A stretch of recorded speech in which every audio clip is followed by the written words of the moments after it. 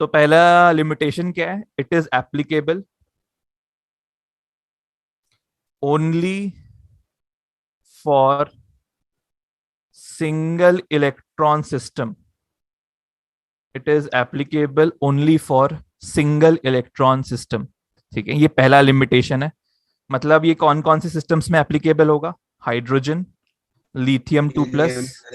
Beryllium 3+, या देख लेना यार, I think boron 4+ and so on. ठीक है, चलो हीलियम हीलियम प्लस भी होगा, सॉरी मैं वही भूल गया था, हीलियम प्लस भी लिख लेना। ठीक है, अच्छा, सेकंड सेकंड लिमिटेशन क्या है? सेकंड लिमिटेशन है कि it is inconsistent with de Broglie and Heisenberg's uncertainty principle. It is inconsistent. क्यों है inconsistent?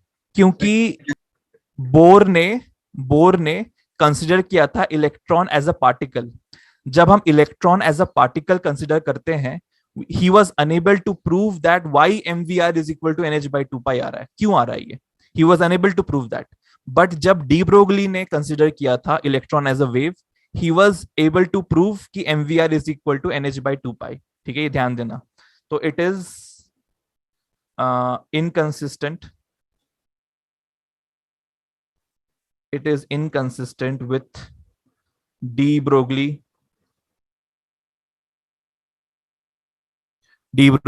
and de Broglie hypothesis and Heisenberg uncertainty principle। ठीक है, तो यहां पर रीजन लिख लो, लिखना है तो बोर जो है, ठीक है, ही कंसिडर्ड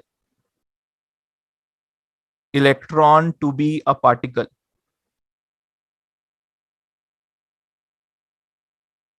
ठीक है, and therefore he was unable to prove therefore he was unable to prove mvr is equal to nh by 2 pi। ठीक है, जो कि डी ब्रोगली ने he considered electron to be a wave, therefore he was able to prove this particular statement. ठीक है,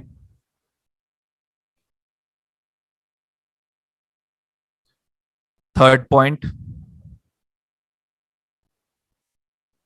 he could not explain splitting of lines splitting of lines in electrical and magnetic field. He could not explain splitting of lines in electrical and magnetic field। ठीक है, तो यार ये third point जो है ना, ये थोड़ा सा ऑफ सिलेबस है, थोड़ा सा ये हम पढ़ते नहीं है, तुम्हारे एनसीईआरटी में भी नहीं गया है, बट मैं थोड़ा सा ब्रीफ में बता रहा हूँ। तो क्या होता हाँ है सर। कि स्पेक्ट्रल लाइंस जो होती हैं, ये स्प्लिट करती हैं जब उसको हम इलेक्ट्रिक फील्ड के अक्रॉस रखते हैं। कोई भी स्पेक्ट्रल लाइन, हाइड्रोजन की स्पेक्ट्रल लाइन अगर रखोगे इलेक्ट्रिक फील्ड में, तो वो स्प्लिट कर देती हैं। तो इस प्रोसेस को कहते हैं द स्प्लिटिंग इफेक्ट, इसको बोलते हैं। अगर इलेक्ट्रिकल होगा तो उसको बोलते हैं स्टार्क इफेक्ट, ये वही वाला स्टार्क है जो तुमने सुना होगा। ठीक है, और जब मैग्नेटिक फील्ड होती है, ये होता है तुम्हारा जीमैन इफेक्ट। सर कौन सा ठीक स्टार? है, स्टार्क कौन सा है? ये वो टोनी स्टार्क वाला स्टार्क है। हाँ सर, वही कंफ्यूज हो, नहीं कि सुना है तो फिर कुछ अलग होगा। हाँ हाँ, ठीक है, तो ये वही वही से आया है एक्चुअली। तो क्या होता है कि लाइंस जो है इलेक्ट्रिक फील्ड में स्प्लिट कर जाते हैं। कौन से? ये स्पेक्ट्रल लाइंस के। तो यहाँ पर लिखना है तो लिख so, not explain the splitting of spectral lines कर लो, इसमें थोड़ा बेटर रहेगा। ठीक है, बट ये तुम्हारे इसको डिसरिगार्ड कर सकते हो, सिलेबस में नहीं है, बस मैं लिखवा रहा हूँ क्योंकि शायद तुम्हारे इसमें भी दिया होगा, शायद मॉड्यूल में भी दिया है तुम्हारे इसमें। ठीक है, कोई बहुत इंपॉर्टेंट नहीं है। So, ठीक है, हाँ बोलो sir. can you explain it once again, Zark effect and जो मैंने हाँ, ये स्टार्क इफेक्ट बताया जाता हूँ मैं. Stark effect is the splitting of spectral line. जैसे कि तुम लोगों को मैंने लिखवाया था, अगर याद होगा, कि 6 तरह के डिफरेंट स्पेक्ट्रल लाइंस ऑब्टेन होते हैं. ठीक है, 6 तरह के डिफरेंट स्पेक्ट्रल लाइंस ऑब्टेन होते हैं.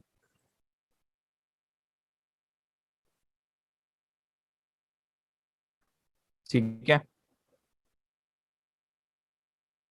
ठीक है, 6 तरह के डिफरेंट. तो हमने देखा था कि जब मैं ईच लाइन को जूम कर रहा हूं, I am seeing that each line is further distributed into infinite lines. ठीक है, तो ये क्यों हो रहा है splitting? That splitting is due to the effect of electric field. जब वो इलेक्ट्रिक फील्ड के कारण स्प्लिटिंग होती है उसको स्टार्क इफेक्ट बोलते हैं.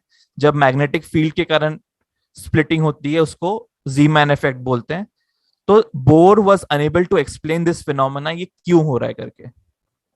ठीक है, मतलब ये बहुत इंपॉर्टेंट नहीं है, तुम लोग को ऐसी तुम्हारे मॉड्यूल में दिया इसलिए लिखवा दे रहा हूं मैं. चलो. No explanation, no explanation was given for quantization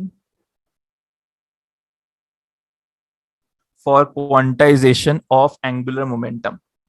ठीक है, no explanation was given for quantisation of angular momentum, कि ये जो mvr is equal to nh/2 है, ये क्यों हो रहा है, ये क्या बोलते हैं, बोर ने नहीं बताया था. ठीक है, ये क्यों हो रहा है, बस उसने एक्सपेरिमेंटली ये प्रूव रिजल्ट आया था कि m into velocity into radius तुम्हारा nh/2 होगा. He was not able to prove this result. ठीक है, जो डी ब्रोगली और हाइजेनबर्ग ने कंफर्म किया था आगे जाके. ठीक है, उसका प्रूफ नहीं था. बोर को प्रूफ नहीं पता था mvr is equal to nh/2, तो उसने यूज कैसे किया? करेक्ट.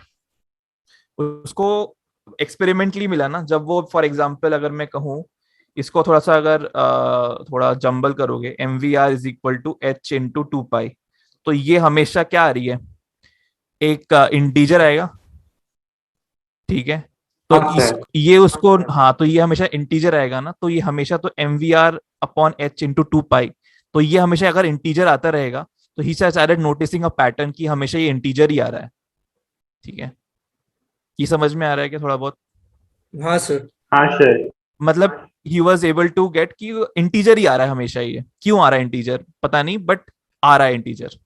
इसका मतलब जो एंगुलर मोमेंटम होगा वो some integer multiplied by constant है h/. तो इसका मतलब बेसिकली ऐसा समझ लो कि इसका जो एंगुलर मोमेंटम है is some integer multiplied by some constant, और ये कांस्टेंट फिक्स है. ये कांस्टेंट की वैल्यू फिक्स है. इंटीजर बदलते जा रही है विथ ईच शेल.